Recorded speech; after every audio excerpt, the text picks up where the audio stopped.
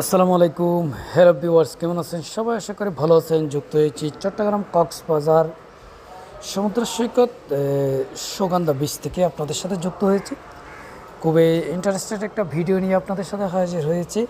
এখন আপনারা দেখতে পাবেন যে এই সুগন্ধা বিচের কী পরিমাণ মানুষ, কী পরিমাণ মানুষের ঢল, সেটা কিন্তু আপনাদের সাথে শেয়ার করব এবং আপনাদেরকে দেখানোর চেষ্টা করব কী পরিমাণ। পুরো সম্পূর্ণ ভিডিওটা যদি দেখেন আপনার কক্সবাজারের কিছুটা আইডিয়া হবে আপনার, এবং কক্সবাজার সম্পর্কে আপনার কিছু ধারণা আপনি পেয়ে যাবেন যদি আপনি সম্পূর্ণ ভিডিওটা দেখেন।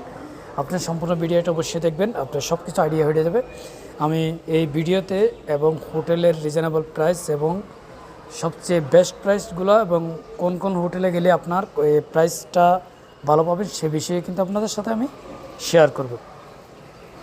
তো অনেকে ভাবছেন কক্সবাজারে গেলে কিন্তু হোটেল পাওয়া যাচ্ছে না, রুম অ্যাভেলেবেল নাই, টাকা বেশি, বা অনেকে এভাবে ভাবছেন, কিন্তু এটা আসলে ভুল ধারণা। এখানে রুম এবং ফ্লাইট অ্যাভেলেবেল। আপনি রুম নিয়ে কোনো চিন্তা করার কোনো কিছুই নেই।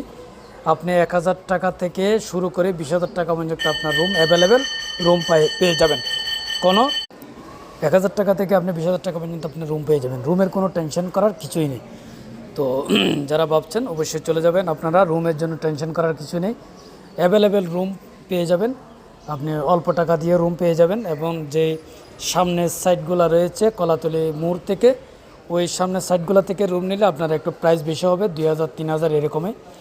তো 3,000 মতো এরকম হবে। আর যদি ভিতরের সাইডটা একটা রয়েছে, সেই ভিতরের সাইড যদি নিতে চান তাহলে এখানে পেয়ে যাবেন কত, 1,000 1200 এরকম। তো সুন্দর করে আপনারা যে কোনো স্পেসে রুম একদম এসি নন এসি সবগুলো পেয়ে যাবেন। রুমের কোনো টেনশন করার কিছুই নেই।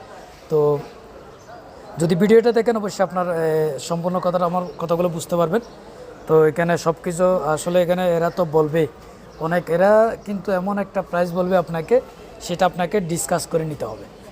তো তো ধন্যবাদ সবাইকে এই ভিডিওটা সম্পূর্ণ দেখার জন্য। যারা কক্সবাজার যান না অবশ্যই মাসে খুবই মানুষের ভিড়, খুবই আনন্দময় হবে যারা ভ্রমণ করেন না। আর সবচেয়ে বেস্ট ভ্রমণ হচ্ছে ট্রেনে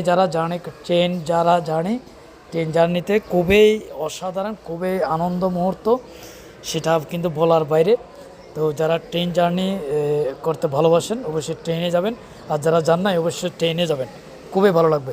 ধন্যবাদ সবাই। আজকের ভিডিওতে এখানে শেষ। অন্য কোনো ভিডিও নিয়ে আবার হাজির হব। আসসালামু আলাইকুম।